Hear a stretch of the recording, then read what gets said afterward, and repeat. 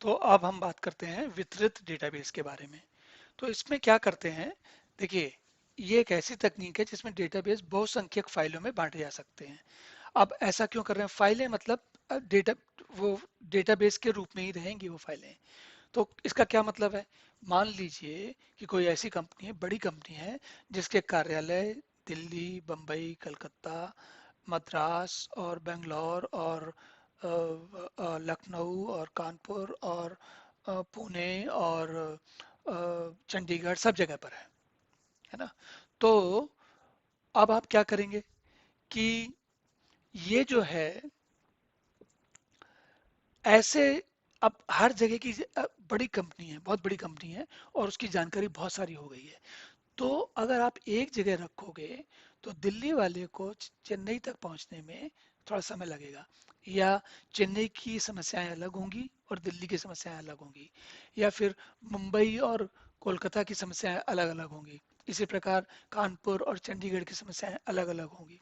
तो ये सारी, वितरित डेटाबेस का क्या मतलब होता है कि डेटाबेस आपस में बात करता रहता है, लेकिन उसको फैला दिया जाता है अलग अलग जगह पर। अब मैंने शहरों का नाम लिया, लेकिन आप जरूरी नहीं इसको शहर ही मत समझिए। ऐसा भी हो सकता है कि एक ही शहर में कई सारे अलग अलग भवन हो, वहां पर जाके आप अपना सामान फैला दें। तो सामान की जानकारी को, डेटा को, तथ्यों को जब फैला कर रखा जाता है, और ऐसे फैलाया जाता है कि वो आपस में एक दूसरे के साथ काम भी करते रहें, लेकिन फैले भी रहें, तो उसको कहते हैं वितरित डेटाबेस।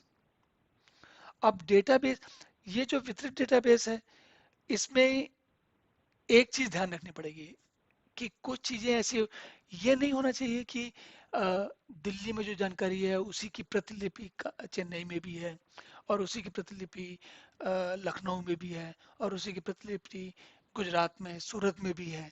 वो नहीं चलेगा। जानकारी ऐसी होनी चाहिए कि वहाँ पर अपनी, हर जगह की अपनी क्षेत्रीय जानकारी हो, और जो केंद्रीय कार्यालय या बड़े कार्यालय हैं, वहाँ पर इनके केवल वो हो, संदर्भ हो, ताकि एक दूसरे से फटाफट काम की जानकारी मिल सके। तो वितरित डेटाबेस में ऐसा नहीं है कि आप एक ही जानकारी को चार जगह पहुंचा दोगे। जानकारी अलग अलग प्रकार की जानकारी होगी, और उसके आपस में संदर्भ होंगे, ताकि वो जानकारी का एक दूसरे से तार्किक जो है संबंध बना रहे। वो बहुत आवश्यक है। तार्किक संबंध नहीं रहेगा तो हम फिर उस डेटाबेस का ठीक से प्रयोग नहीं कर पाएंगे, वो हमारे किसी काम का नहीं रह जाएगा। फिर वो तो अलग अलग बात करने रहेगा। हम अलग अलग बात नहीं करना चाहते। हम केवल इतना करना चाहते हैं कि सारे लोग मिलकर एक टीम की तरह, एक ही सेना की तरह काम कर रहे हैं। तो वितरित डेटाबेस में जानकारी फैली हुई है, लेकिन फिर भी मिलकर काम कर रही होती है।